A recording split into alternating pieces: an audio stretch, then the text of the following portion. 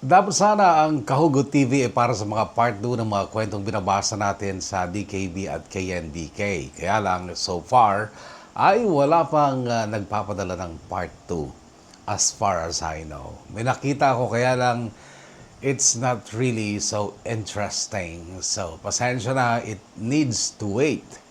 At kailangan mai-provide muna yung mga hinihiling naming mga detalye ng kwento para maging interesting ito at mabasa.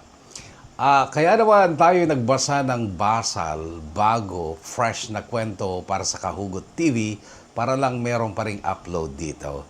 At napakapalad naman ni Dustin, isang napakagandang kwento at nararapat lang na mabasa dito sa Kahugot TV, the Kahugot YouTube channel.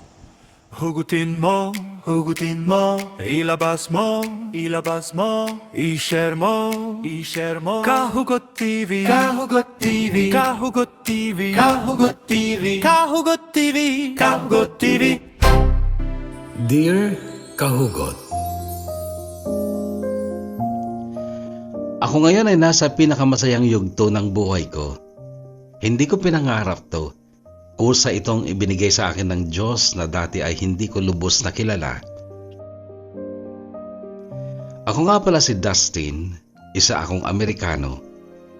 Nagtataka siguro kayo kung paano ako nakakapagsulat ng halos perpektong Tagalog. Magiging matapat ako sa inyo. Mayroon akong tagasalin, translator at tagasulat na rin. Binilhan ko siya ng laptop, hiniling niya para maisulat niya itong kwento ko. Nakakaintindi na rin ako ng Tagalog kahit papaano, pero araw-araw pa rin ako nagtatanong kapag may salitang hindi ko maintindihan. Gustong-gusto kong maging bihasa sa pagsasalita ng Tagalog at maging sa dialect dito sa lugar na ito, dahil isinumpa ko na sa sarili ko na hindi ko na lilisanin ng Pilipinas. Kung pwede nga lang akong bumalik sa nakaraan at may pagkakataon akong pumili ng lahi, hindi ko pipiliin ang maging Amerikano. Pero nangyayari na ang nangyari. Amerikano na akong isinilang, wala na akong magagawa. Kaya lang sana noon pa ako napadpad dito sa Pilipinas. Sana noon ko pa nakilala ang mga taong nagpapahalaga at nagmamahal sa akin ngayon. Sayang, ang daming nasayang na panahon. Gayunpaman ay pasalamat pa rin ako dahil kahit medyo huli na ay nakarating pa rin ako dito at nakilala ko pa rin sila. Hindi na ako aalis dito. Dito na ako titira at dito na rin ako mamamatay.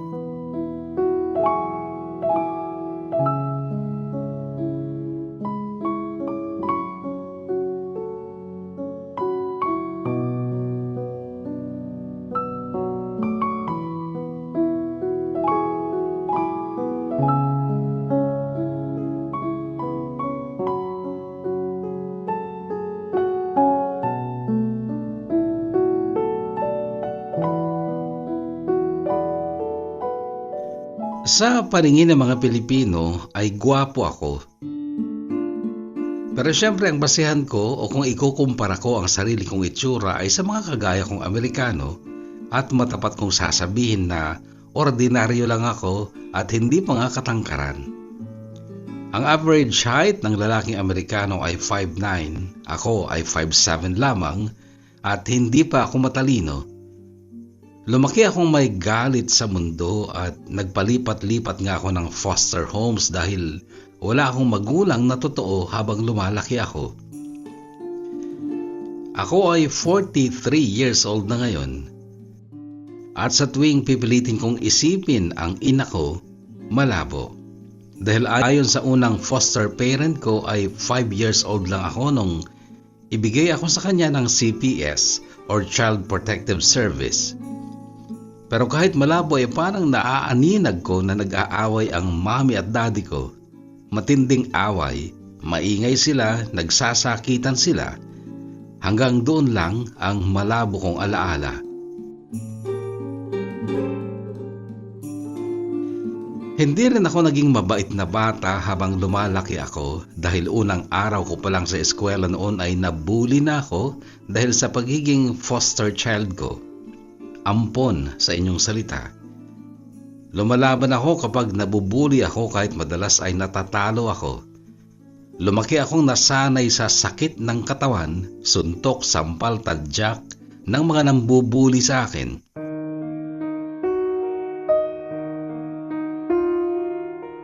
Nasama ako sa isang gang noong high school na ako at kami naman ang nambubuli ng mga hindi kayang ipagtanggol ang kanilang mga sarili.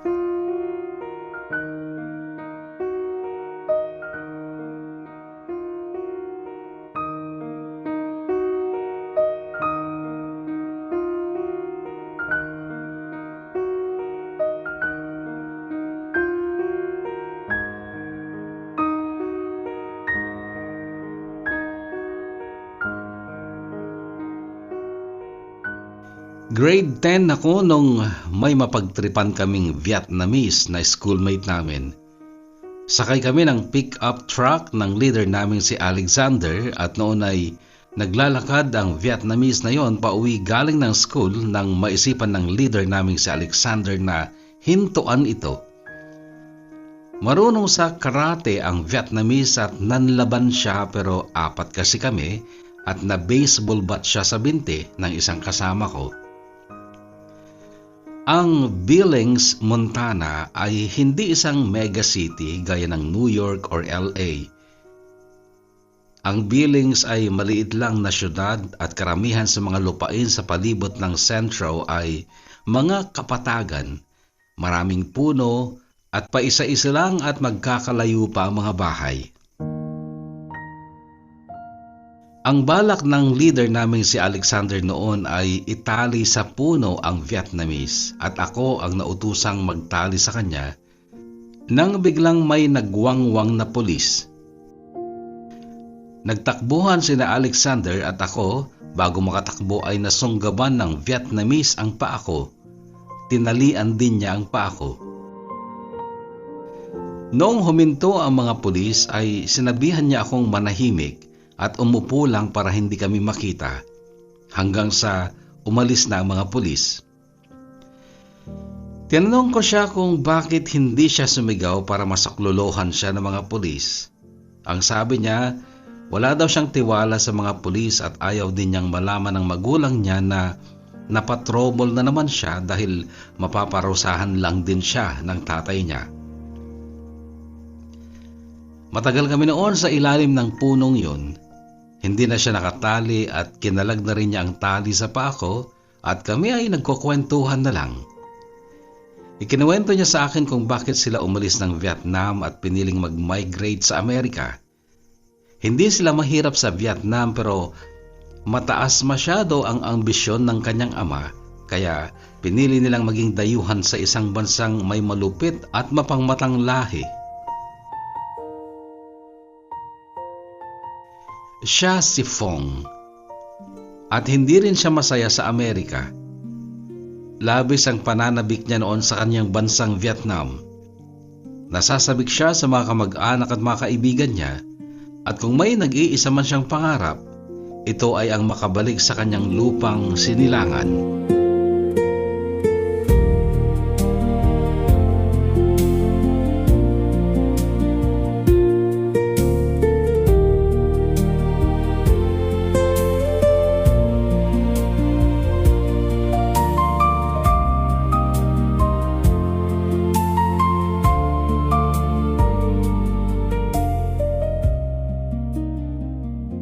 Simula nung araw na yun, Kuya Bono, naging magkaibigan kami ni Phong. Naipit ako noon dahil nagalit sa akin si Alexander, ngunit nakiusap ako sa kanya na huwag na naming saktan si Phong. Pumayag naman si Alexander pero may bago siyang pinagtripan at ako ang inutusan niyang mambuli doon. Hindi pa ako handang tuluyang umiwas kina Alexander noon kaya sinunod ko siya. Binuli ko nga ang estudyanteng yon pero walang kasawaan si Alexander sa bisyo niyang mang-api.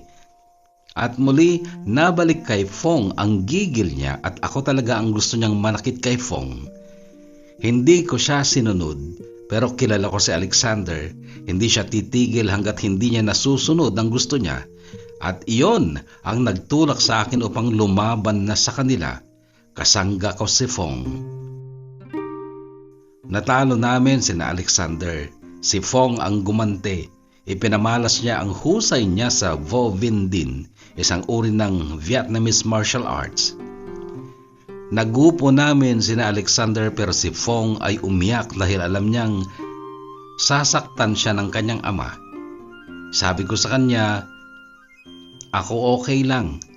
Masaya ako dahil ngayon lang ako nakagawa ng tama. Kaya lang, nasuspend ako sa eskwela at nagsawa na rin ang foster parent ko that time sa sakit ng ulong dinudulot ko sa kanila. Kaya isinoli ako sa CFSD. Doon, wala nang gustong umampon sa akin, wala nang gustong kumuha sa akin kaya inilipat ako sa Bozeman City at doon na ako inabot ng 20 years old. Wag mong ikulong.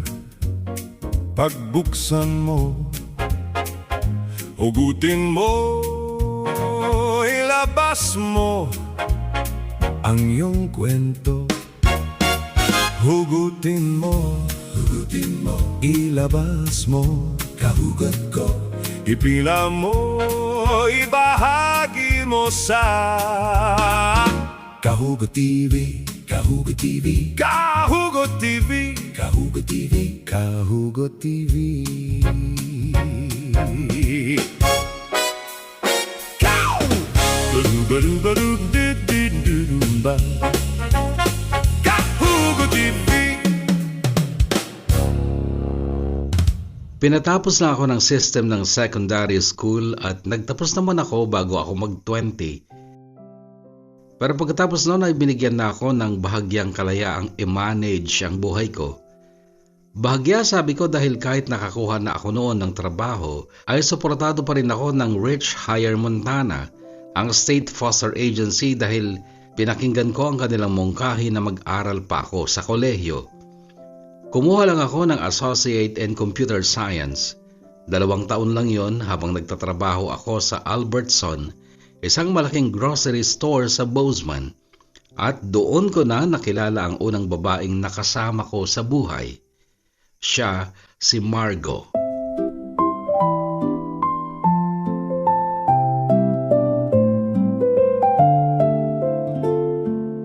Kay Margo ko unang naranasan ang pag-ibig na kalaunan ay sumubok sa aking pagtitimpi. Siya ay naging typical na American wife na nagtataglay ng superior wife syndrome. Mabuting babae si Margo sa unang pagkakakilala ko sa kanya.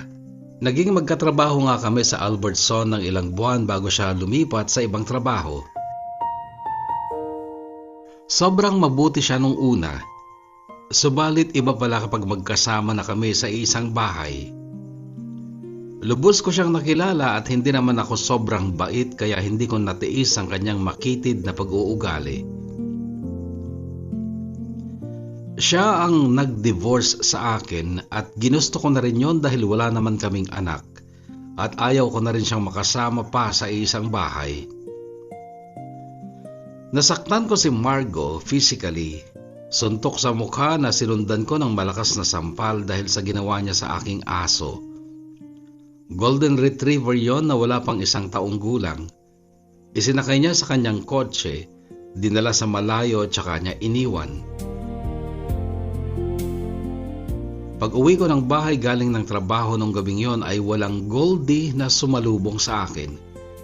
Nakita ko sa salas ang gutay-gutay na throw pillow, makalat ang bahay and as usual ay walang pagkain sa kusina. Tinawagan ko si Margo. Nasa bahay siya noon ng kanyang kaibigan. Sinigawan ko siyang umuwi. Hindi niya ako sinunod. Nung umuwi siya ay madaling araw na kaya nagambala pa ako sa aking pagtulog na naging mahimbing dahil sa pagod ko sa paghahanap kay Goldie. Umabot sa sukdulan ang galit ko kay Margo nung madaling araw na yon kaya ako siya binuntal sa mukha at sinampal ng malakas sa panga. Nireport niya ako sa pulis at ako ay naaresto. Sumunod na araw, nag-file na siya ng diborsyo.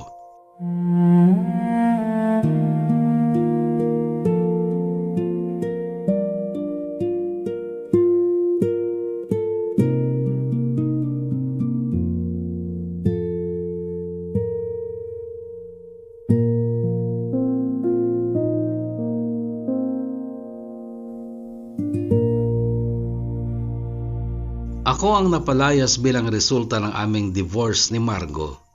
Naranasan ko maging homeless ng ilang araw hanggang sa makatagpo ako ng shelter para sa mga homeless. Natanggal din kasi ako noon sa trabaho sa supermarket. May isang araw noon, kami ay nagpapahinga lamang kasama ko ang ilang kagaya kong homeless sa ilalim ng isang puno nang may lalaking lumapit at sinambit ang pangalan ko. Paglingon ko sa kanyang mukha, si Fong pala.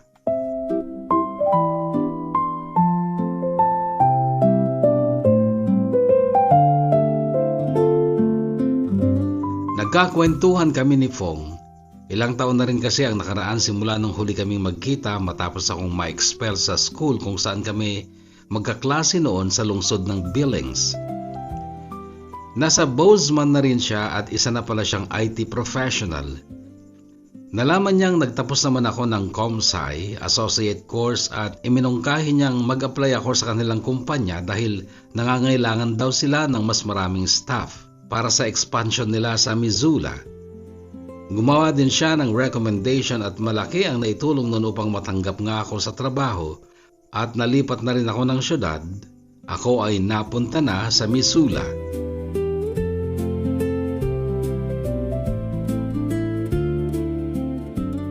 Panibagong pagkikibaka ang pagkakapasok ko sa kumpanya nila. Mahirap dahil wala naman doon si Fong. Nasa main branch siya sa Bozeman. Nagsimula ako sa pinakamababang posisyon sa aming departamento. Nauutusan ako magtimpla o bumili ng kape ng mga mas mataas ang posisyon kesa sa akin. 10 kami sa aming departamento at ang 9 kong kasama pinagtiisan ko ng mahabang panahon. Nagtiis ako dahil gusto kong magsimula ulit ng panibagong buhay. Gusto kong ayusin ang buhay ko dahil nabigo ako sa pangarap kong makabuo ng pamilya, magkaroon ng anak. Dahil nga sa diniborsyo naman ako ni Margo.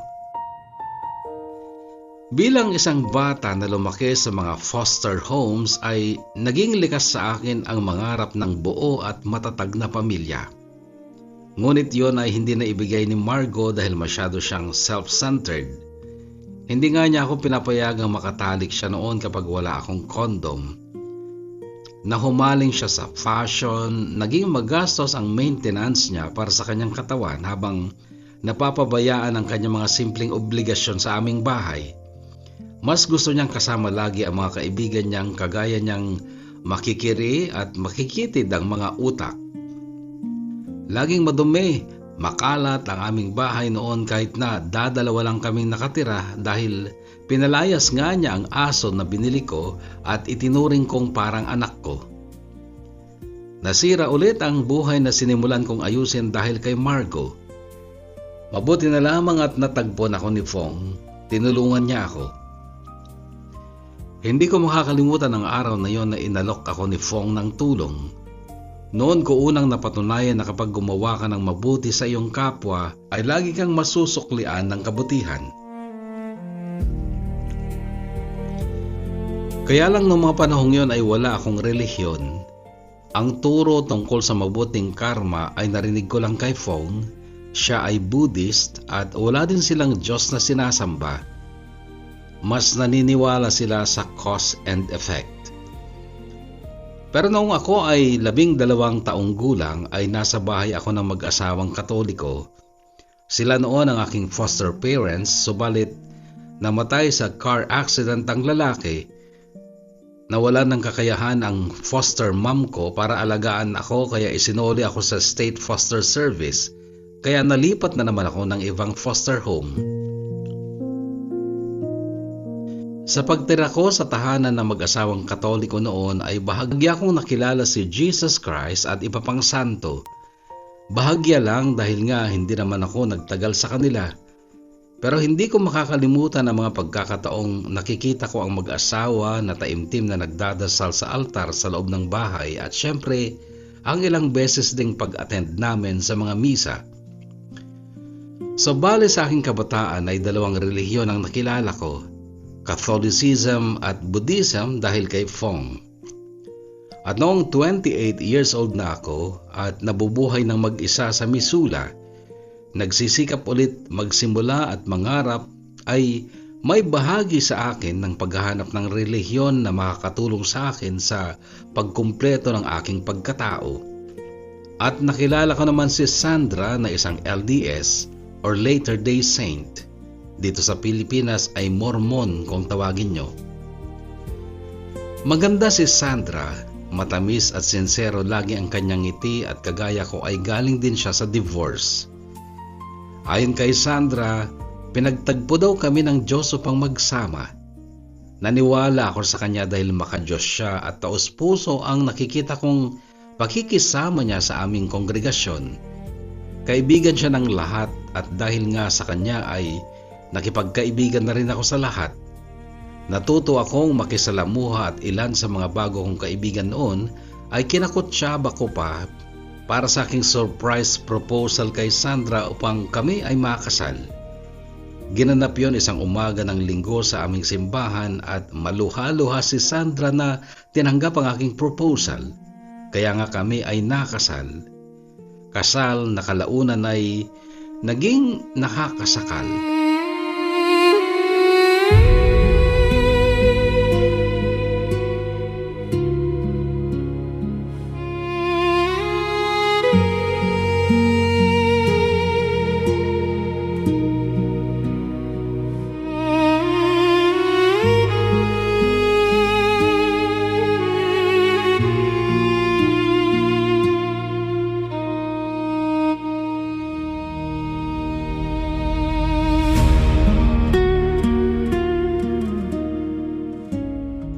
Iba ang pagkatao ni Sandra sa labas ng bahay, lalo na sa aming simbahan. Iba naman ang pagkatao niya kapag kami ay nasa aming bahay. Oo, Kuya Bono, may bahay siya. Katamtaman ng laki pero maganda. Maayos, masinop at hindi siya nagkulang ng maayos na paalala sa akin nung sumalta ako sa bahay niya na ayaw niya ng magulo at madumi. Sana daw ay makisama ako. Aminado ako na hindi ako masinop subalit nagsikap naman akong matuto dahil nahihiya ako kay Sandra. Ako na nga ang pinatuloy sa kanyang bahay, aabalahin ko pa ba siya?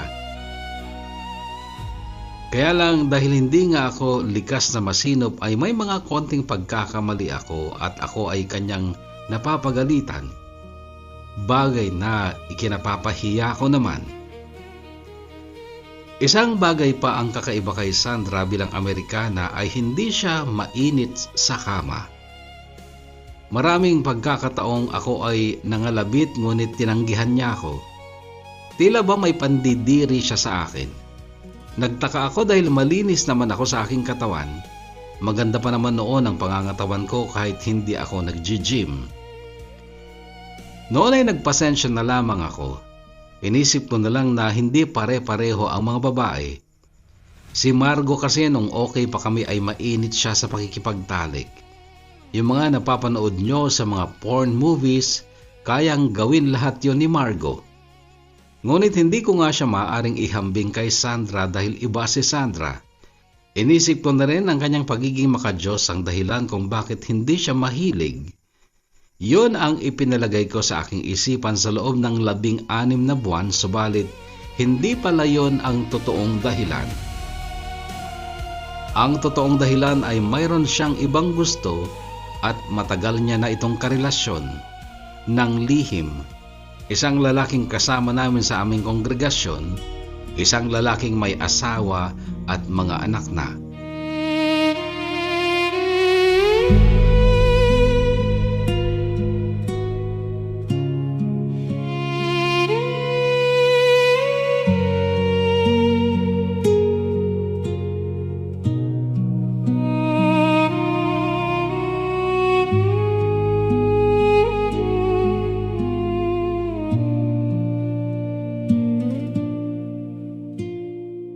Ako mismo ang nakatuklas nito. Nangyari ito nung naging malabis ang aking pagdududa sa mga kinikilos niya. Lagi siyang may kachat at kapag palapit na ako ay tila nagmamadali siyang magpaalam sa kausap niya. Lagi din niyang ibinubulsa ang cellphone niya na para bang nanakawin ko. Kakaiba siya kaya isang madaling araw ay binuksan ko ang cellphone niya. Idinikit ko ang daliri niya sa fingerprint scanner ng cellphone para mabuksan ko ito at noon ko nalaman ang totoo. Ang makadiyos kong asawa, makasalanan pala.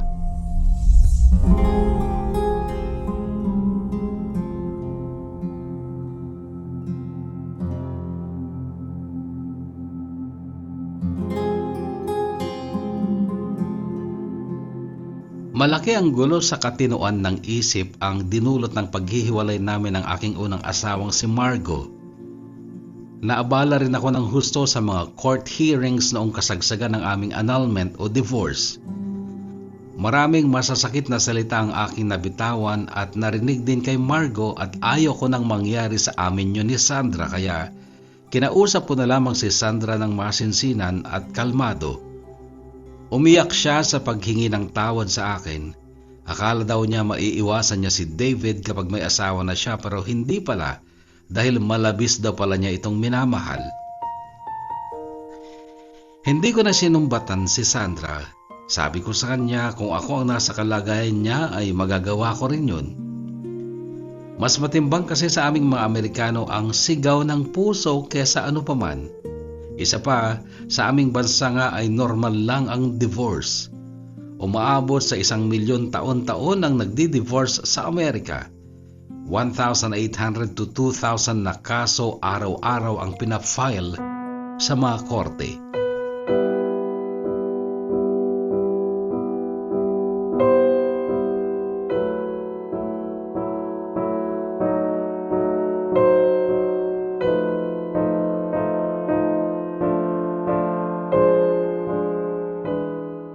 Pero kami ni Sandra ay hindi na nag-divorce. Siya ang nakiusap.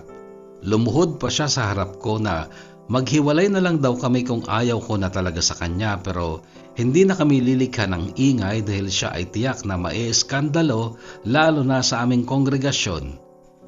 Naunawaan ko siya. Umalis na lang ako sa bahay niya.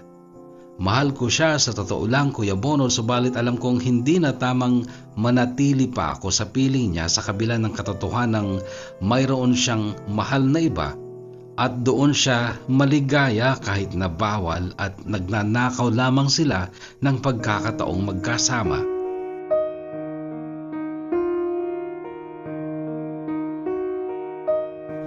Baka sabihin ninyong bakit hindi ko ipinaglaban si Sandra, ikasal kami. Ang sagot, sa aming pag-uusap ay hindi ko narinig sa kanya ang silitang iiwan o iiwasan niya na si David.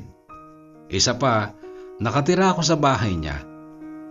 Ako ay sampid lamang doon at hindi ako pwedeng mag-demand sa kanya.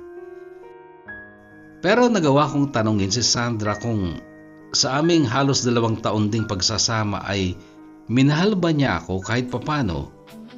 Ang sagot niya ay, I'm sorry, Dustin, but believe me, I tried. Sorry na, tao lang, nagkakamali. Sana sobrang dali ang sambitin nito lagi. Pero kung alam ko lang na tiwala ko'y masasayang, ang ibigin ka't pagkatiwalaan, sana'y iniwasan na lang. Wala daw manloloko kung walang paloloko. Nagtiwala nga kasi, umibig nga kasi. Sorry na, tao lang. Noong panahong yon ay kinontak ako ni Fong.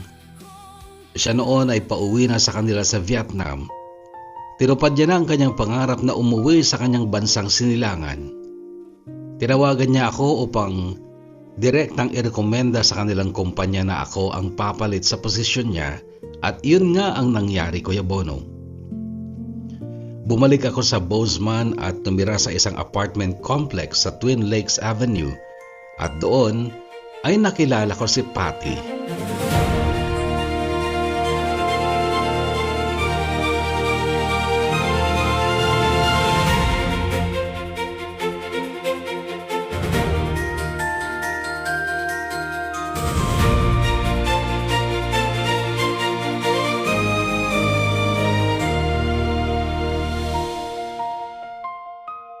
Si Patty ay isang Filipina na math teacher sa Galatin High School. Siya ay kapitbahay ko sa aking apartment unit sa 3rd floor. Parang hotel kasi yon na mayroong hallway sa gitna. Naroon ang mga main doors ng bawat unit ng apartment at halos magkatapat lang ang pinto ng mga unit namin ni Patty.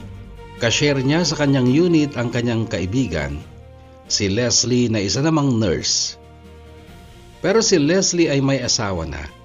Si Patty ay tumatanda ng dalaga noon sapagkat siya ay 35 na that time. Ako naman ay 30 years old nung mag-hi hello kami sa hallway. Natutunan ko ang bumati ng hindi ko kakilala kapag nakatingin sa akin dahil kay Sandra na friendly nga. Pero parang may spark kaagad nung sumagot din si Patty sa akin ng hello. Sa ganun kasimpleng hi hello nagsimula ang magandang relasyon namin ni Patty, Leslie at ako. Bilang neighbors nung una pero dahil sa pagiging kalog ni Leslie, lagi kaming tinutokso ni Patty, pilit niya kaming pinagla-love team. Hindi ko rin napigilang maghayag ng pagkagusto ko kay Patty, pero si Patty ay magalang namang sumagot na hindi siya yung babaeng basta-basta papasok sa isang relasyon dahil mayroon daw siyang masakit na karanasan sa pag-ibig. Ang sabi pa niya, kaya lang daw siya nagpunta ng Amerika para tustusan ang pangangailangan ng kanyang pamilya sa Maynila.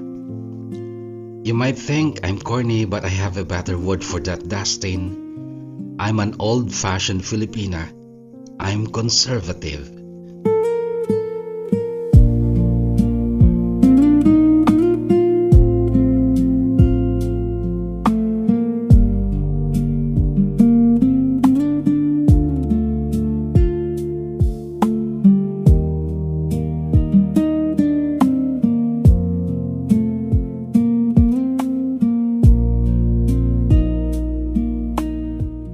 Noong mga panahong yan ay wala akong alam tungkol sa katangian ng mga Pilipino. Sina Patty at Leslie ang mga unang Pilipinong nakilala ko at tunay akong naengganyo sa pagiging mainit nila sa pakikipagkapwa-tao. Ang mga ngiti nila ay sincero at nakikita sa kanilang mga mata ang kagalakan kapag ako ay kanilang nakikita.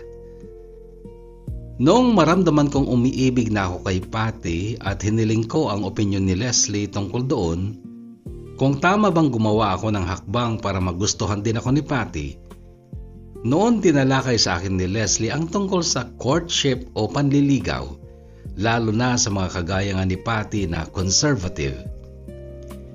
Hindi ako nagdalawang isip na ligawan si Patty sa paraang itinuro ni Leslie.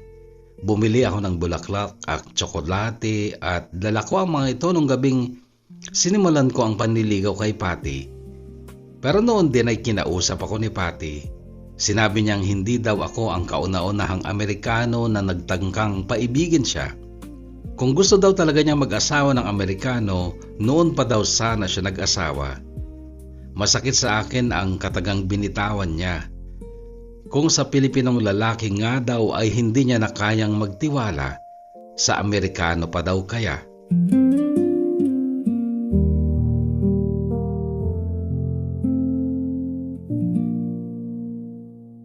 Nasaktan ako subalit inunawa ko na marahil ay masyadong malalim ang sugat na iniwan ng huling lalaking inibig at pinagkatiwalaan niya. Kaya hinamon ko naman ang sarili ko. Hindi ako basta-basta susuko sa aking layunin na paibigin siya. Hiniling ko din ang tulong ni Leslie.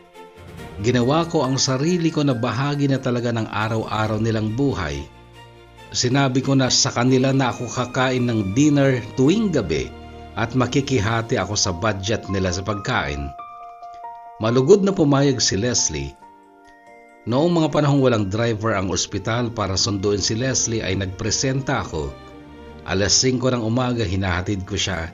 6 to 3 kasi ang pasok ni Leslie noon sa ospital. Si Patty naman ay alas 8 ng umaga hanggang alas 4 pero mayroon siyang shuttle service.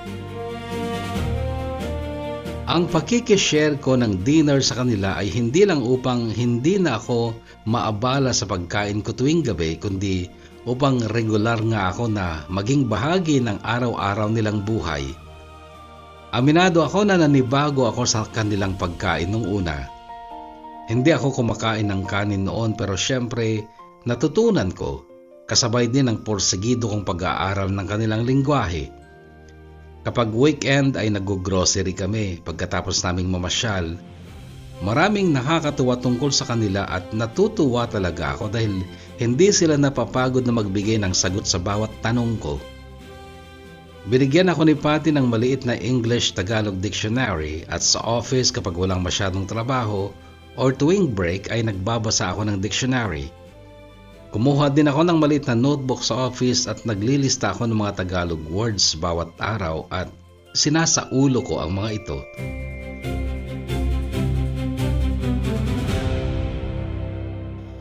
Sa kauna-unahang pagkakataon sa buhay ko noon ay naramdaman ko yung pananabik lagi na umuwi pagkatapos ng mahabang araw sa trabaho.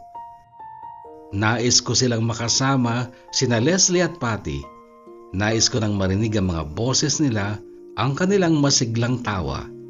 Nagagalak ako noon ng sobra, Kuya Bono, dahil nakilala ko sila.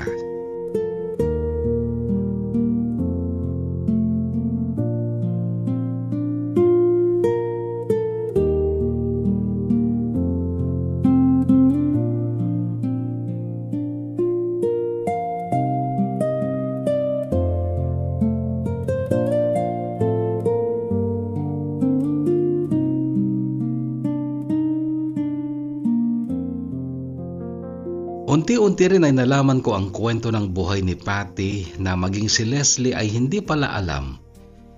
May isang gabi kasi noon na kami ay uminom ng konting alak at naisipan namin ang isa-isang magbahagi ng isang bagay tungkol sa nakaraan na sobra naming pinagsisihan. Ako ang pinauna nila. Ang sabi ko ay pinagsisihan ko ang maisilang sa isang pamilya na sira. Pero agad akong kinontra ni Leslie. Ang sabi niya, isang bagay daw sa past ko na ginawa ko, pinagdesisyonan ko at pinagsisihan ko sa huli. Kaya binago ko ang sagot ko at ang sabi ko, pinagsisihan ko ang mapasali sa grupo ni Alexander nung high school ako dahil marami akong inosenteng tao ang nasaktan. Dati ko nang naikwento sa kanila na dati akong bobo at bully na bata. Si Leslie naman ay umami na pinagsisihan niya ang kumuha ng nursing dahil ang tunay daw niyang pangarap ay maging elementary school teacher. May diferensya kasi si Leslie. May asawa na siya dito sa Pilipinas pero wala silang anak. Sabi niya, kung sinunod lang sana niya ang pangarap niyang maging teacher, araw-araw daw sana siyang may kabanding na mga bata. Noong si Patty na ang magbabahagi ng pinagsisihan niya, hindi pa siya nakakapagsalita ay lumuha na siya. Ako, ang pinagsisihan ko ay ang pagpapa-abort ko nung 16 ako.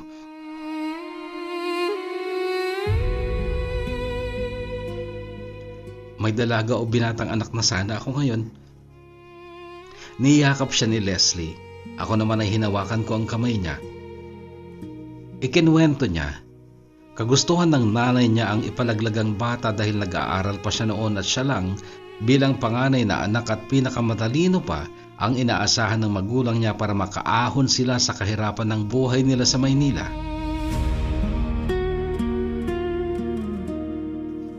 Hanggang ngayon, kapag nag-iisa ako, naglalaro sa isip ko na may anak na akong nakakausap ko at may mag-aalaga na rin sa akin pagtanda ko. Wala lang mama ko pero nasasaktan pa rin ako dahil hindi pa nasasagot ang tanong ko kung bakit niya nagawang puwersahin ako noon na patayin ang anak ko na apo naman niya. Sabi niya para daw sa magandang kinabukasan ko at ng pamilya namin. Pero hindi ko yun maintindihan. Lalo na ngayon Napagtapos ko na lahat ng kapatid ko. Ngayon mga pamangkin ko naman ang pinag-aaral ko. Hindi ko pa rin maramdaman na tama ang desisyon ng mama ko na kitlin ang buhay ng anak ko. Bata pa ako noon, 16 lang ako. At natatakot din. Nasasaktan dahil iniwan pa nga ako ng boyfriend ko. Natakot siya kina mama at papa kaya siya lumayo. At ako naman, wala akong tapang at lakas noon kaya sumunod na ako sa kagustuhan ng mama ko na magpa-abort.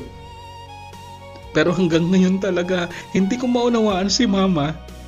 Bakit niya pinagsamantalahan ang kahinaan ko noon?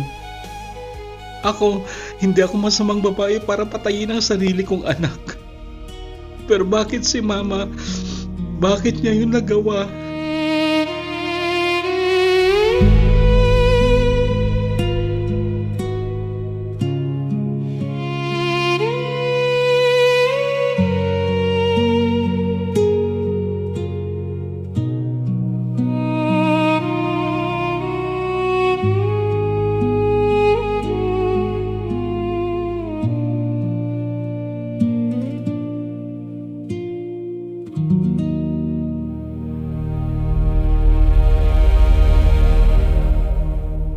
Hindi ko masyadong naintindihan ang mga salita ni Patty noon pero dahil umiiyak siya, nakikita ko na nasasaktan siya at nahihirapan siya sa damdamin niya, ay hindi ko na rin napigilan ang pagluha ko.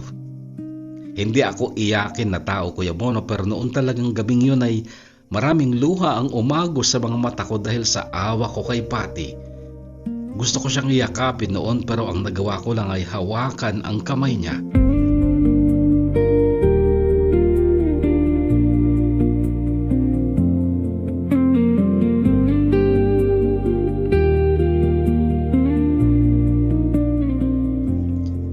Maging si Leslie ay sobra din ang pag-iyak nung gabing yon pero maswerte siya dahil yakap-yakap niya si Patty. Noon lang din narinig ni Leslie ang kwentong yun ni Patty. Sa Montana na lang din kasi sila nagkakilala at naging magkaibigan dahil nung naghanap si Patty ng makakasama niya sa apartment ay nag-post siya online at si Leslie ang unang tumugon. Pero dito sa Pilipinas ay hindi sila dati magkakilala. Taga rito sa Ilocos Norte si Leslie, samantalang si Patty ay taga Pasay City, Metro Manila. Hugutin mo, ilabas mo, kahugot ko, ipila mo, ibahagi mo sa Kahugot TV, Kahugot TV, Kahugot TV, Kahugot TV. Napakahaba ng panahon ng pagpapaibig ko kay Patty, Kuya Bono, 2 taon. Pero sa totoo lang ay hindi ako nainip dahil normal na nga silang bahagi ng buhay ko noon. Tinanggap ni Patty ang pag-ibig ko noong ika-37th birthday niya. Hiniling niya noon na makapagsimba kami sa Cathedral of St. Helena sa Helena City, ang kapital ng Montana. Hindi naman kalayuan ng Helena mula sa Bozeman kung saan kami naroon noon. Kulang 2 oras lang ang biyahe. Yun din ang kauna-unahang pagkakataon na maranasan ko ang magsimba sa napakalaking katedral na yon. At napansin kong masyadong taimtim si Patty sa buong oras na nasa loob kami ng simbahan. Pinagmamasdan ko siya, lalo na sa mga sandaling nakaluhod siya at nagdadasal. Noon lang ako nakakita ng ganon kataimtim na pananampalataya. At nung matapos ang misa, nung nasa labas na kami ng napakalaking simbahan, doon sa hagdan pababa sa parking area ay humawak sa braso ko si Patty. Bagay na ikinagulat ko. Noong tingnan ko siya ay matama siyang nakatingin sa mukha ko at matamis ang kanyang ngiti at ang sabi niya, "Do you still want me to be your partner in life?" "Yes, of course, yes." Masayang sabi ko. "Okay, from now on, Dustin, I'm yours and you're mine." Sa sobrang tuwa ko ay niyakap ko siya. Hindi pa ako nakontento, binuhat ko siya. Nahiya siya dahil maraming tao noon pero ako ay wala akong pakialam sa kanila. Ipinagyabang ko pa nga sa mga taong nakatingin sa amin na sinagot na ako ni Patty. Sinabi ko rin sa kanila na ang araw na yon ang pinakamasayang araw sa buhay ko. Pinakamasayang araw, sabi ko, pero umaagos naman ang luha sa mga mata ko.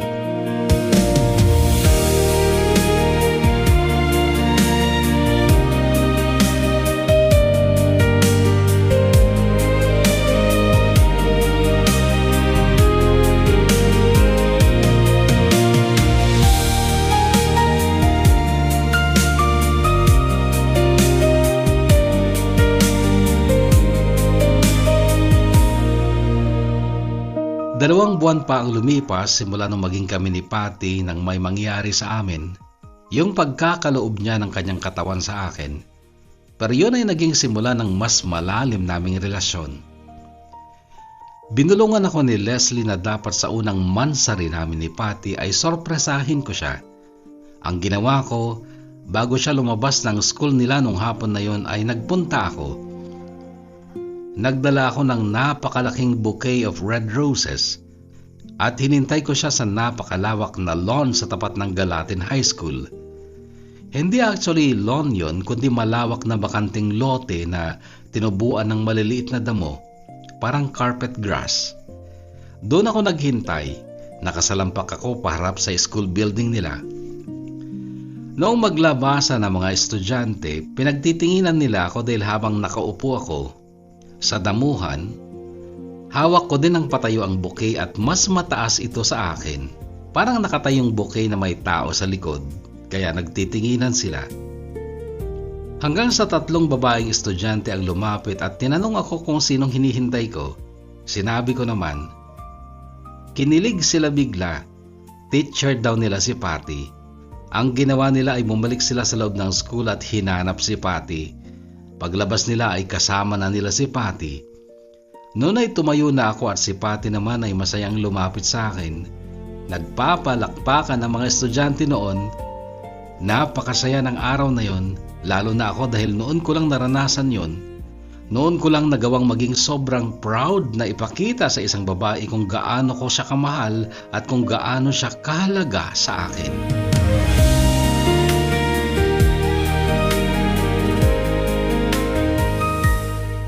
Para na kami mag-asawa ni Patty noon at kapwa kami maligaya sa aming pagsasama. Kaya lang, yon ay nasira. Sinira ng asawa kong si Sandra.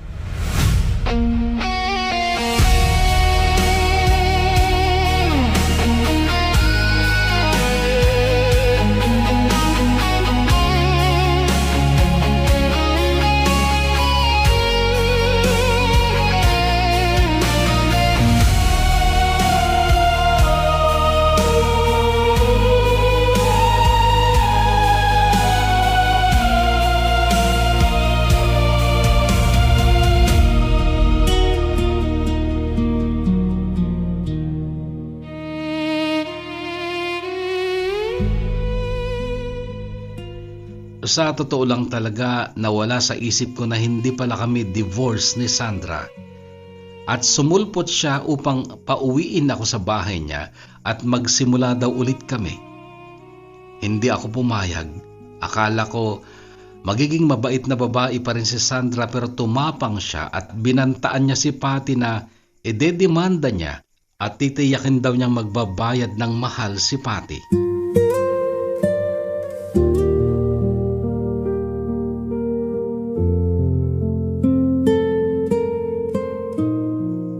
Iniwasan ako ni Patty. Nagalit siya sa akin. Alam niyang dati ako nagkaroon ng asawa ng 2 beses pero hindi ko nasabi na hindi kami divorce ni Sandra. Ginalang ko na lang ang pag-iwas sa akin ni Patty. Ganon ko siya kamahal, ganon ko siya nirerespeto. Pero hindi ko inaasahan na kusa siyang uuwi ng Pilipinas nang hindi man lang nagpapaalam sa akin. Biglaan ang kanyang pag-uwi. Ang sabi ni Leslie, matagal niya nang sinasabi sa akin na gustong-gusto niya nang umuwi. Nagsasawa na raw siya dito sa Amerika. Hayaan mo na siya, Dustin. Naniniwala ako na ikaliligaya niya ang umuwi at makasama ang kanyang pamilya. Ayusin mo na lang ang relasyon mo kay Sandra. Kasal kayo. Magsimulan na lang ulit kayo. No, Sagot ko kasabay ng pagsilakbo ng galit sa puso ko. At noon nga ay nagbalik ako sa pagiging masama, pagiging bully. Isang araw ng linggo sinadya kong magsimba sa LDS kung saan sikat si Sandra. Nagulat sila, ang mga dati naming kaibigan, nagulat sila na makita ako doon. Nakangiti silang lahat pero nawala ang mga ngiti nila nung sumalubong sa akin si Sandra at pinagalitan ko siya. Nung umagang yon sa harap ng maraming tao ay inilabas ko lahat ng sama ng loob ko kay Sandra. Ibinulgar ko ang masamang gawain niya, ang pakikiapid niya sa lalaking naroon din ng umagang yon, maging ang asawa at mga anak nila. Nagulat ang mga tao, hindi sila makapaniwala. Pero wala akong pakialam. Ang mahalaga sa akin noon ay magantihan ko si Sandra dahil sa pagsira niya sa relasyon namin ni Patty. Nung hiwalayan ako ni Sandra, hindi ako gaanong nasaktan pero ang pag-iwan sa akin ni Patty, sobra-sobra ang sakit sa akin. Hindi ko matanggap kung ang pagtanggap sa akin ni Patty sa buhay niya ang pinakamasayang araw sa buhay ko, yung pag-iwan niya sa akin ang pinakamasakit sa lahat.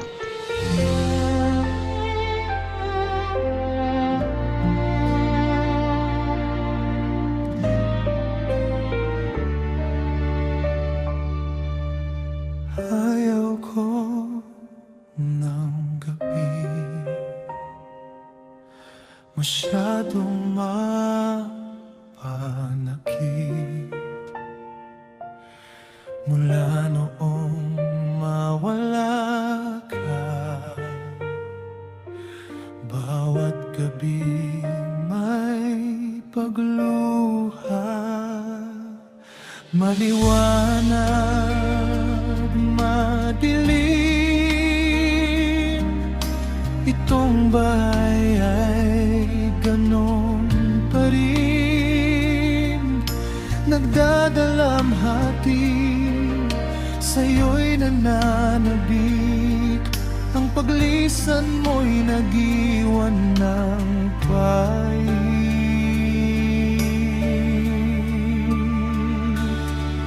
Ramdam kita sa bawat silid. Ramdam kita kahit ako'y nakapikit. Saan man magpunta, ano man ang gawin, ramdam kita, ngunit ako'y nananabik.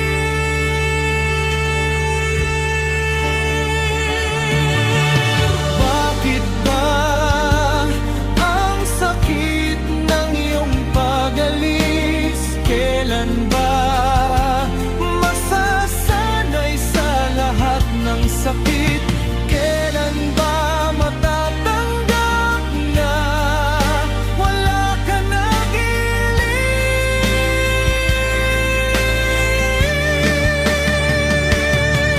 Ramdam kita sa bawat silid.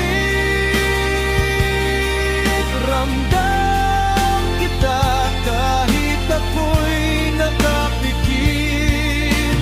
Saan man magpunta, ano man ang gawin, ramdam kita, ngunit ako'y nananabik.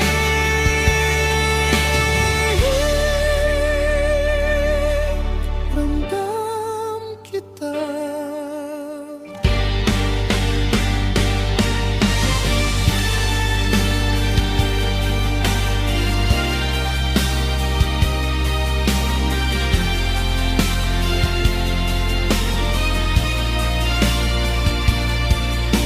Saan man magpunta, ano man ang gawin, ramdam kita, ngunit ako'y nananabik.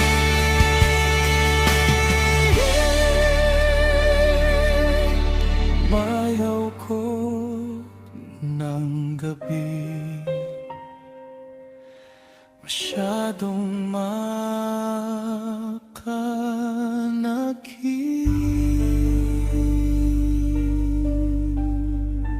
December 2018 nung magpunta ako dito sa Pilipinas for the first time bilang isang turista. Nagpunta ako dito hindi upang hanapin si Patty kundi gusto ko lang talagang maranasan ang buhay dito. Noong umalis ng walang paalam si Patty ay March 2017, spring break noon sa mga eskwelahan sa Montana, kaya nga kay dali siyang napayagang umuwi. Oo, sa praktikal na kaisipan ay hindi ako nagtungo dito para hanapin si Patty. Pero sa mga panahong nasa Maynila ako, lalo na tuwing linggo sa mga malalaking simbahan ng Maynila na pinupuntahan ko para magsimba, taban ko sa puso ko ang pag-asam na sana makita ko si Patty. Hanggang noon, Kuya Bono, iniibig ko pa rin siya. Wala pang ibang babae ang nakakaagaw ng puwang niya sa puso ko. Sa tuwing maglalakad ako sa mga pampublikong lugar, mga lansangan, mga malls, nakatingin ako sa mukha ng mga babae.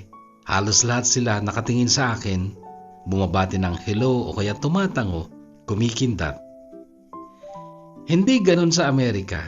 Yung titingin ka sa mukha ng estranghero, ngingitian ka, babatiin ka, napakadalang ng ganun. Dito sa Pilipinas ay normal lang, kalaki pa ng kanilang matamis na ngiti. Noon pa lang, Kuya Bono, ay ramdam ko na ang init ng pagtanggap ng mga Pilipino.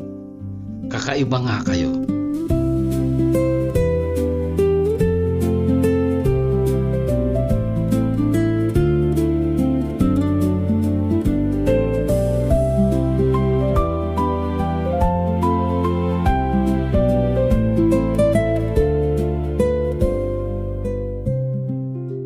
Sinabi ni Leslie na pasyalan ko ang kanilang probinsya, ang Ilocos Norte. Lumipat na rin si Leslie noon ng tirahan simula nung umalis si Patty. Mabigat kasi sa bulsa ang renta ng apartment kung mag-isa lang siya. Pero kahit hindi na kami magkapit-bahay ni Leslie noon ay nag-uusap pa rin kami sa telepono, text or call, or sa social media app.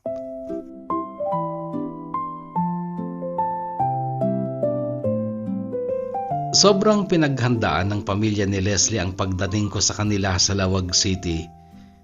Hindi ko lubos akalain na napakalaki at napakaganda ng bahay ni Leslie sa Lawag, samantalang sa Montana ay naka-apartment lang siya at magka-share pa sila ni Patty noon sa iisang kwarto. Sa Lawag, mayroon siyang mansyon na may magandang swimming pool. Gayunpaman ay para akong nasasakal sa sobrang kabaitan ng pamilya ni Leslie. Maya't maya inaalok akong kumain, lahat sila gusto akong ituring na espesyal na bisita at doon ako hindi sanay. Kaya isang araw ay nagpaalam ako kay Tatay Nestor na ako'y mamamasyal ng mag-isa. Tumutol pa noon si Tatay Nestor, tatay ni Leslie, subalit ipinaliwanag ko sa kanya na ganon ang gusto kong bakasyon, yung mag-e-explore ako ng mag-isa na walang tourist guide o kasama. Pinahiram ako ni Tatay Nestor ng motor na Aerox na mayroong top box. Nagdala ako ng sapat na damit dahil gusto kong matulog sa mga lugar na noon ko lang mararating. Sa highway noon patungo sa norte sa mga bayan ng Burgos, Bangi at Pagudpod, humihinto ako kapag may nakikita akong nagtitinda sa gilid ng highway. Kung pagkain, sinusubukan ko ang lasa. Oo, nasanay na ako sa mga pagkaing Pinoy noon, pero marami pang pagkain na hindi ko natikman. Hanggang sa nadaan ako sa nagtitinda ng nilagang mais, pero nilagpasan ko siya dahil nakatikim na ako dati sa Montana ng nilagang mais ni Leslie. Pero napabalik ako sa kinaroroonan ng babaeng yun sa gilid ng highway dahil sa biglang tingin ay para siyang si Patty.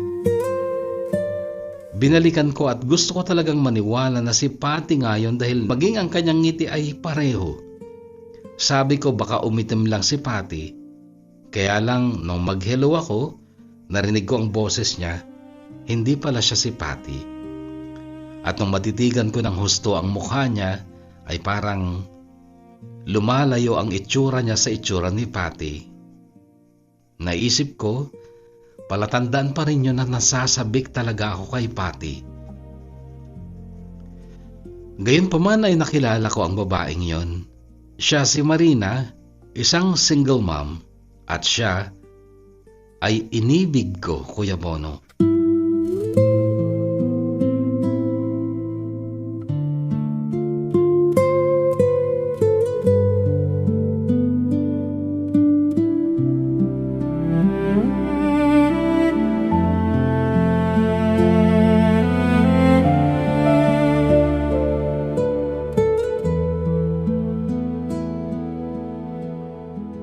Pinakyaw ko noon ang panindang nilagang mais ni Marina. Iniligay niya yon sa malaking supot. At bago ako umalis ay kinuha ko ang cellphone number niya, at habang patuloy ako sa pagmamaneho ay naiisip ko siya. Sa bawat taong nakikita kong naglalakad sa gilid ng highway, binibigyan ko ng mais na nilaga. Nagugulat sila pero natutuwa. Noon lang siguro sila nakakita ng Amerikanong nagpapamigay ng mais na nilaga. Pero mas natutuwa ang puso ko sa ginawa kong pagpapamigay ng mais mula sa babaeng hindi ko akalaing magiging bahagi pala ng buhay ko.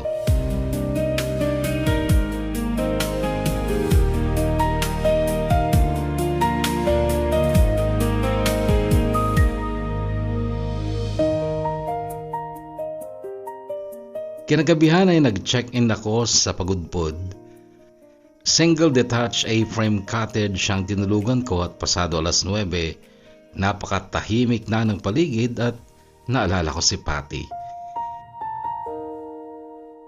Ngunit kaagad na baling ang alaala ko sa babaeng nagtitinda ng mais na nilaga na nakuhanan ko nga ng cellphone number, si Marina. Tinext ko, matagal siya bago nag-reply. Pasado 10:00 na noon at sinabi niyang nasa ospital siya, na dengue daw ang kanyang anak. Sabi niya sana may kasama daw siya para makakain man lang siya kahit saglit dahil walang magbabantay sa kanyang anak. Pinuntahan ko siya ora mismo.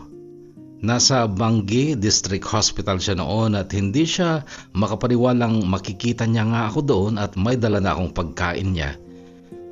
Kumain siya sa tabi ng hospital bed ng kanyang anak na si Junior na noon ay 4 years old lang. Sinamahan ko siya doon ng magdamag. Natutuwa siya sa akin dahil medyo marunong ako magtagalog.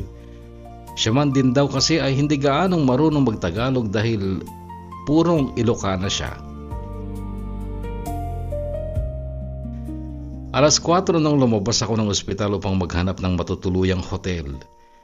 Napunta ako sa isang restaurant na may 1-story lang na hotel na mayroon lang iilang kwarto. Ngunit nagtagal ako roon ng 1 linggo dahil hindi ko iniwan si Marina hanggang sa nailabas niya si Junior mula sa hospital.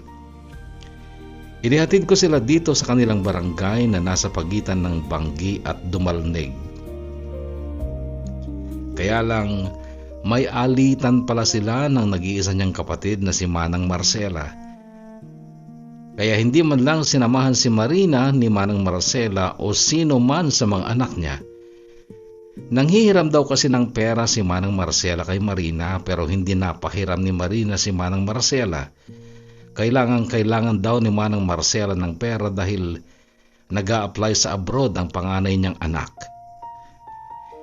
Inalok ako ni Manang Marcela ng lupa na may bahay kubo. Alam ko na hindi ako pwedeng bumili ng lupa dahil hindi ako Pilipino pero binili ko pa rin dahil napakamura lang naman. Nagpagawa pa siya ng kasulatan sa kapitan. Itinago ko na lang ang papel kahit alam kong wala namang bisa yon dahil ako nga ay dayuhan noon. Nagustuhan ko kasi itong bahay kubo na ito. Medyo maluwang siya at bago pa ang mga dingding na sawali. Maluwag na ito para sa iisang tao. Kaya lang noon ay lupa ang sahig.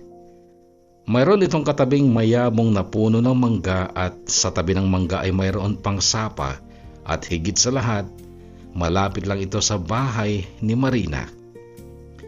Tatanaw lang ako sa bintana, makikita ko na ang bahay ni Marina, harapan ng bahay niya. Maliit lang bahay ni Marina pero konkreto. Itinayo daw yon ng kanyang mister na sundalo bago ito nahumaling sa ibang babae na taga Mindanao at si Marina nga ay hindi na inuwian.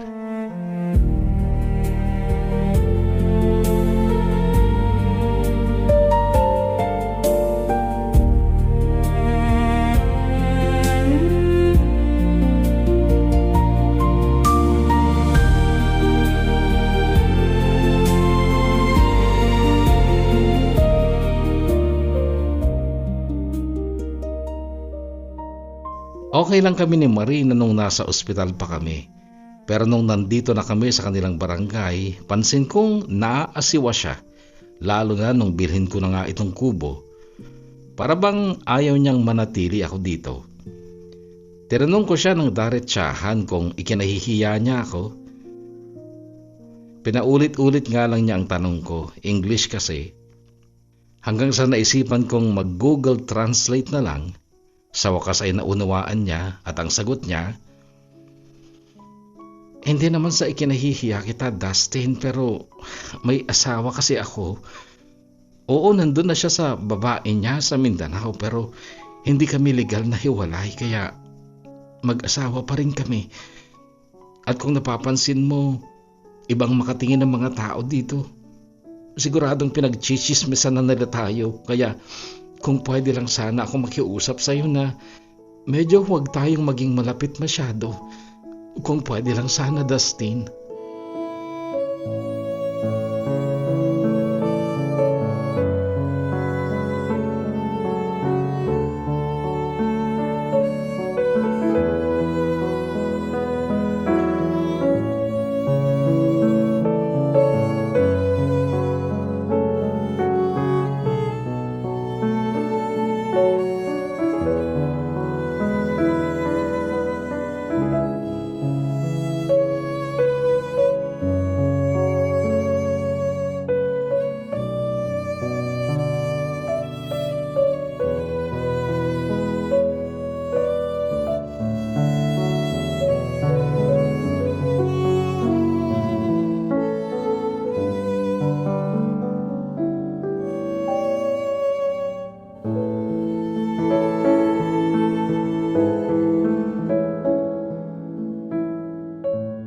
Nagkabati na rin sina Manang Marcela at Marina at si Manang Marcela kasama ang mister niyang si Manong Ador. Mga anak nila na sina Baby na tomboy at si Janong na binata ay naging malapit sa akin. Nung una, sinusundo ako dito sa kubo kapag oras na ng kainan. Pinagbigyan ko naman sila ng isang araw, 3 kainan yon hanggang sa kinausap ko si Baby na tomboy na tulungan akong mamili ng mga gamit para sa kubo. Pumayag naman siya. Si Manong Ador naman ay nagtawag ng maghuhukay ng balon upang magkaroon ng sarili kong poso at palikuran na rin na medyo malayo sa kubo. Inutusan din akong bumili ng mahabang wire upang makikabit muna ako ng kuryente sa kanila. Noong sumunod na araw, pinasemento namin ang sahig ng kubo at makaraan ng 1 linggo, pinatiles pa namin ito.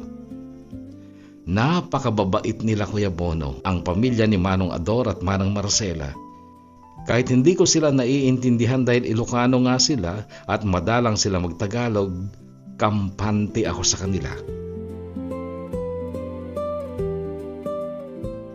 Nung may 1 linggo na ako dito ay nagpasya akong umuwi ng Lawag upang isoli ang motor na hiniram ko kay Tatay Nestor, tatay ni Leslie. Pero bumili ako ng sarili kong motor na pinangalan ko lang din kay Tatay Nestor. Pinayuhan din niya ako sa pagtira ko dito sa Banggi. Mag-iingat daw ako at mabuti daw ay mag-aral daw akong mag-Ilocano kung gusto kong manatili ng mas matagal. Bago ako umalis ay kinuha niya sa akin ang eksaktong address ko dito sa Banggi dahil baka daw madalaw nila ako. Pagbalik ko dito may nangyari kay Marina. Naging maligaya na siya dahil binalikan siya ng mister niya. Ayon sa kwento ni Manang Marcela, nakaabot daw ang balita kay Artemio, mister ni Marina, ang tungkol sa akin, kaya ito umuwi dahil sa takot daw niyang mapunta sa AFAM ang misis niya. Naawol na din pala siya pero may sarili siyang bukid dito na siyang sinasaka niya ngayon.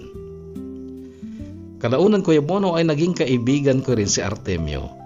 Siya ang masipag magturo sa akin ng Ilocano kapag kami ay nagkakainuman, hanggang sa biniro niya ako. Kung gusto ko daw talagang manatili dito, mag-asawa daw ako ng taga rito. Ihahanap kita ng dalagang nababagay sa'yo. Sabi pa niya, at syempre ako ay pumayag naman dahil talagang gusto ko na dito. Hindi pa ako naging ganito kapayapa sa buong buhay ko, Kuya Bono. Ang kapayapaan natagpuan ko talaga dito. Hindi ko maipaliwanag pero parang paraiso sa puso ko ang lugar na ito.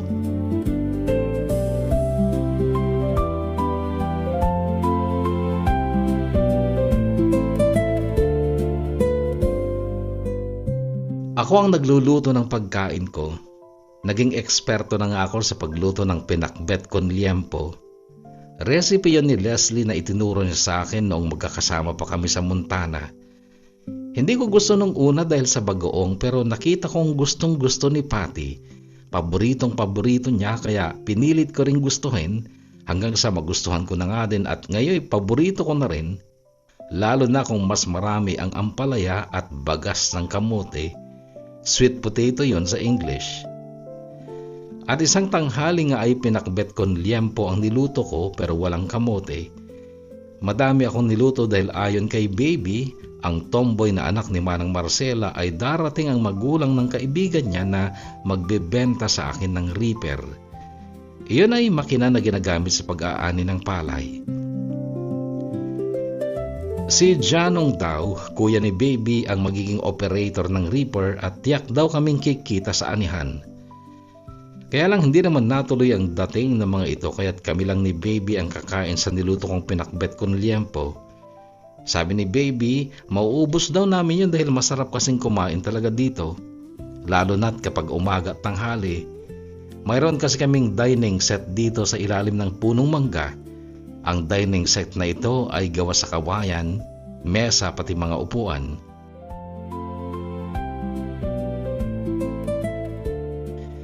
Kukuha lang ako ng inartem sa bahay Paalam ni Baby sa akin. Ang inartem ay sili na nasa bote, may suka at iba pang mga sangkap. Pero hindi pa siya nakakaalis ay narinig kong nagsalita ulit si Baby. Dustin, you have visitors here. Sabi niya at paglingon ko ay nakita ko si Tatay Nestor at Nanay Vilma at may kasama silang babae na nung makita ko ang mukha ay halos mabitawan ko ang hawak kong bandihado ng kanin at sandok na kahoy. Ang babaeng yon ay si Patty. Hindi ko na malayang nakahakbang ako palabas ng kubo upang salubungin sila. Ang mga mata ko walang bitaw kay Patty. Is that really you? Tanong ko habang tila babalong na talaga ang luha ko. Nakangiti si Patty pero nangingilid din ang luha. Yes, it's me, Dustin. How are you? I'm good. How did you know I'm here? Leslie, she told me to come here. Okay. And are you married, Patty? No, Dustin. I'm not married. Noon ay tinitigan ko ang mga mata niyang naluluha. Ang luha ko noon ay pinipigilan ko na lang din. Alam ng Diyos, Kuya Bono, kung gaano ko siya namimiss, kaya nilapitan ko na siya at niyakap. Oh God, I miss you so much, Patty. Umiiyak siya pero nagawa niya akong sagutin ng, I'm sorry for leaving you, Dustin. It's okay. You're here now. Patty, can you not leave me again? Are you single? Tanong niyang umiiyak pero bahagyang nakangiti. I will be soon.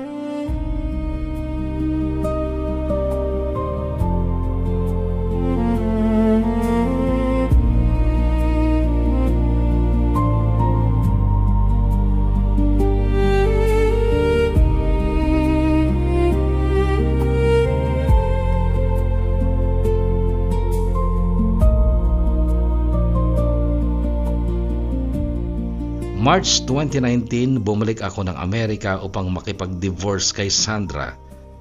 Uncontested divorce yun, meaning nagkasundo kami ni Sandra sa lahat ng terms kaya inabot lang ng mahigit 2 buwan.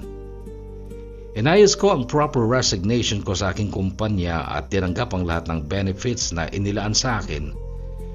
Buwan ng August ako nabalik dito sa Pilipinas. Sinundo ako ni Patty sa airport. Dinala niya ako sa bahay ng isang kapatid niya, si Lawrence, na pinaka-close niya o nag-iisang ka-close niya dahil si Lawrence lang daw ang tunay at nag-iisang tumatanaw sa mga sakripisyo ng ati Patty niya. Ipinakilala niya ako kay Lawrence at inimbitahan namin siyang dumalo sa aming kasal na ginanap dito sa Bangi noong makalagpas ang pandemic, October 18, 2021. Kaya lang, that time ay may anak na kami ni Patty. Yes, glory be to God dahil binayayaan pa kami ng anak kahit na may edad na ang mahal kong asawa. Nag-resign si Patty sa kanyang teaching job sa Maynila dahil labis din niyang naibigan dito sa probinsya, pero hindi ang kubo. Nagpatayo kami ng simpleng bahay na konkreto at kami ay nagnenegosyo. Ayos naman kahit papano ay tumutubo. Ang mahalaga, kami ay kontento sa simpleng buhay, simple ngunit payapa at masaya.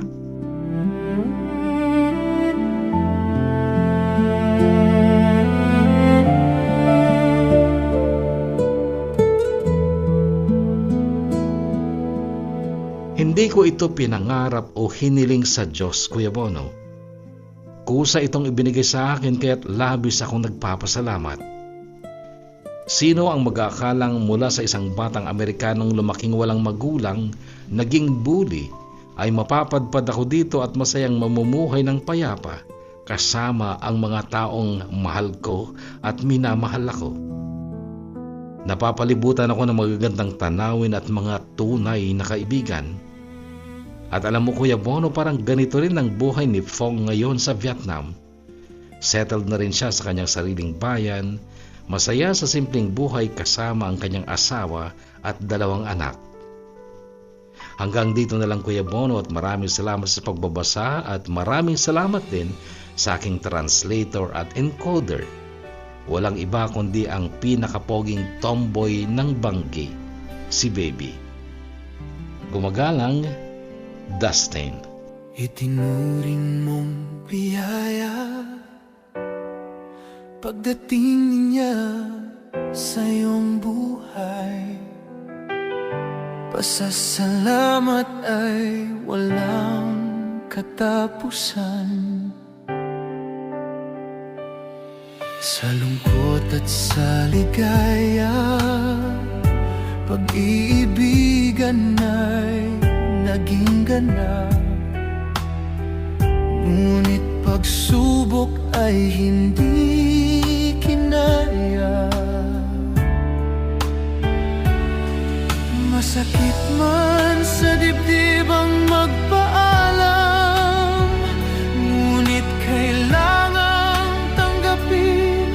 Hanggang doon lang, handang umasa sa tunay na nakatadhana.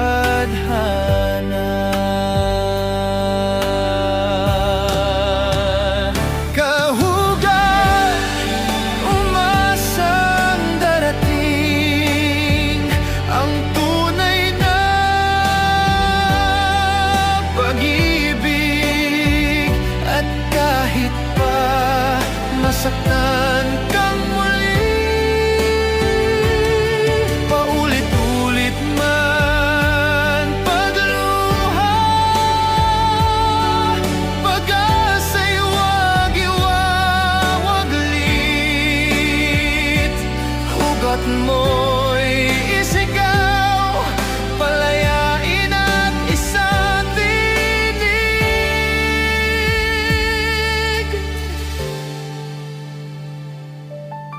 Muling buksan ang puso, magmahal muli, magtiwala.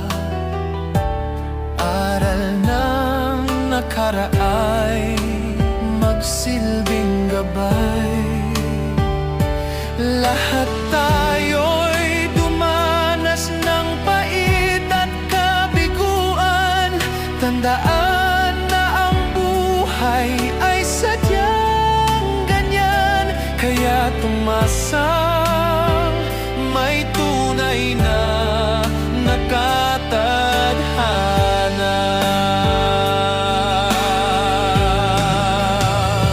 Kahugat, umasang darating ang tunay na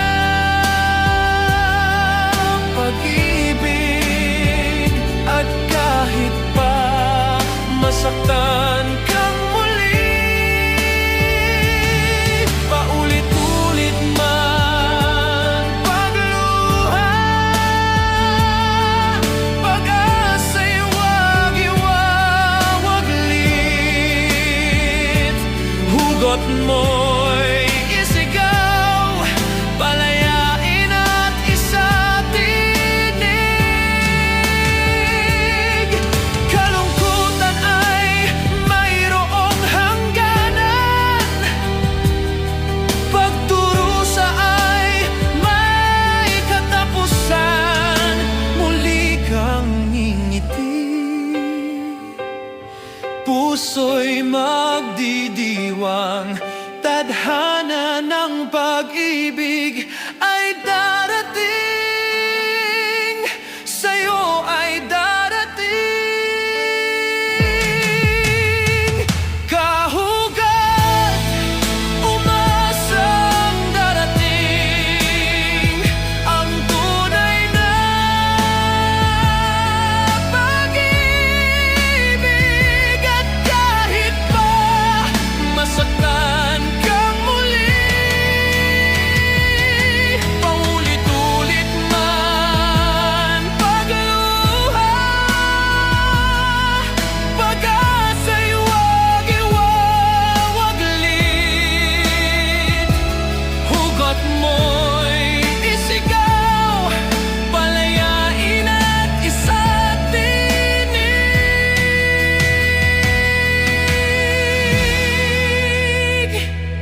Hugot ng puso.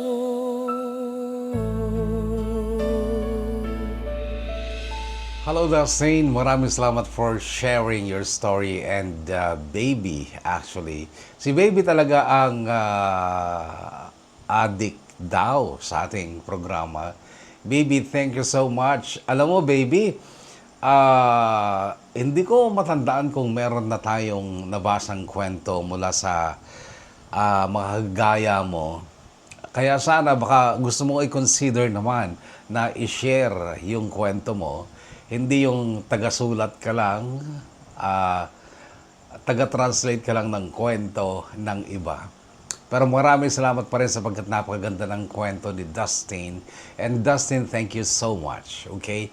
It's really inspiring, pero hindi ko lang nagustuhan yung pagtatatwa mo sa sarili mong lahi just because nagkaroon ka ng mga hindi magagandang karanasan as you grow up. Sa tingin ko kung ano man yung lahi natin, we need to be proud and we just love yung lahi na matatagpuan natin without bad-mouthing the lahi that we originally have. Okay? I'm sorry.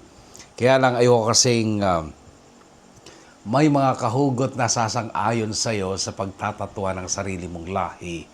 That is bad. In Ilocano, madideta. Anyway, Dustin, thank you so much and congratulations. It's a beautiful, lovely story and may you and Patty have a beautiful life ahead of you.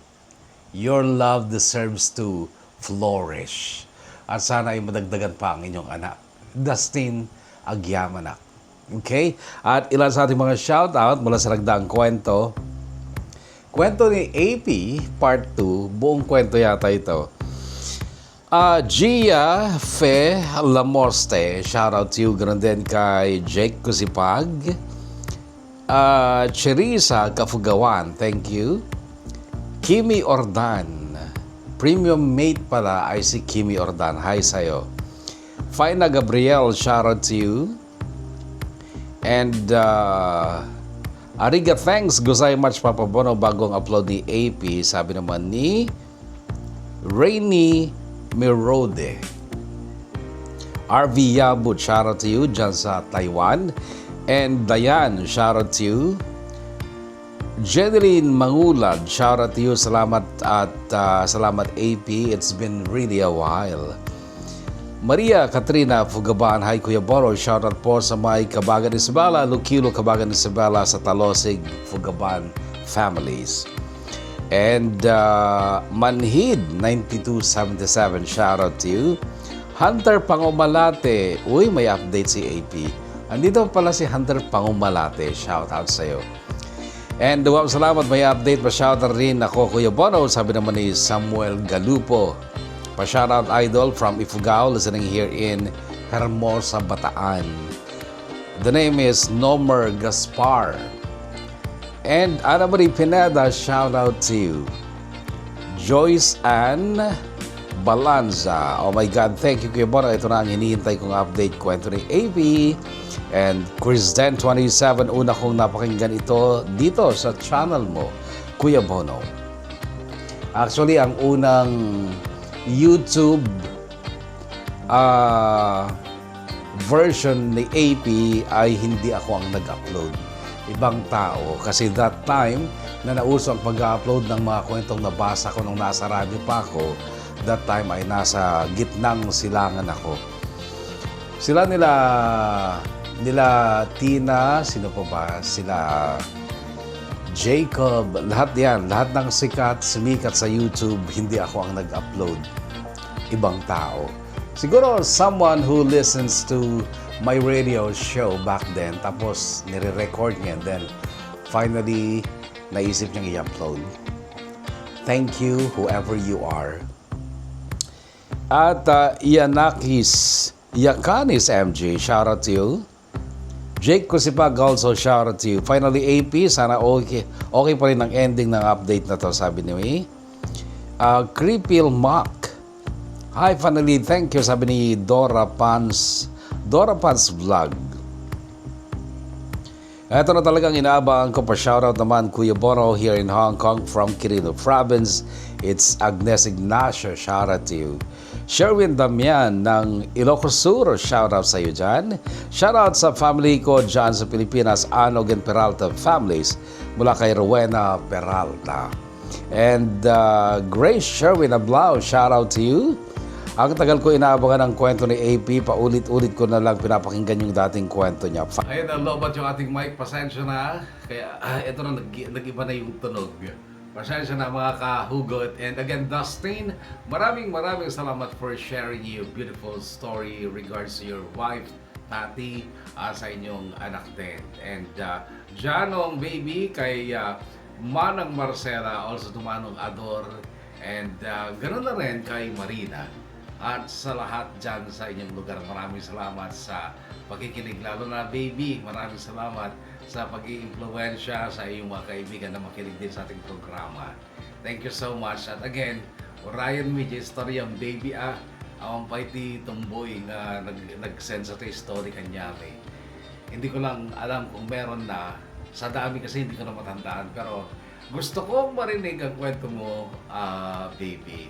Gusto ko ipatulod mo ko pa, mayat mo ti pinang translate mo iti istorya ni Dustin. Gusto ko mamati na nasikati ang isurat ti istoryam, basta agpaiso kat Orion May. Kahugot, interesado ba kayong marinig ang kwento ni baby? Yan, sa comment section sabihin nyo, sagitin nyo. Again, maraming salamat sa lahat. Siyempre na mga kahugot natin saan bang dako ng mundo kayo naroon. Maraming salamat. Stay healthy, stay safe, and may God bless all. Hugutin mo, ilabas mo, i-share mo, Kahugot TV, Kahugot TV, Kahugot TV, Kahugot TV, Kahugot TV, Kahugot TV.